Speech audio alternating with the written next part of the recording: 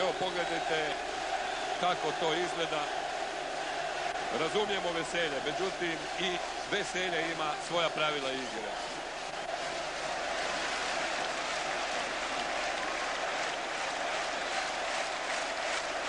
Utakmica će biti na trenutak prekinuta. Ovdje u Splitu je dosta hladno, šteta nema vjetra, inače bi taj dim vrlo brzo napustio grotlo ovdje između poljudskih tribina, ali ovako vidjet ćemo.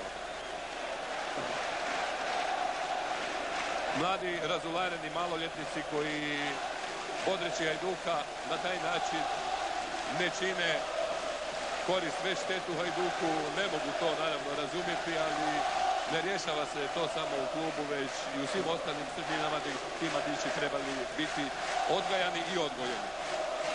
U 15. minuti drugog poluvremena, nakon zgoditka Čelića, dimna magla na Hajdukovom stadionu. Igrači Crvene zvezde i Hajduka spremni su za nastavak igre, a nadamo se da su momci koji se opskrbljuju takvim rekvizitima, da su ih potrošili.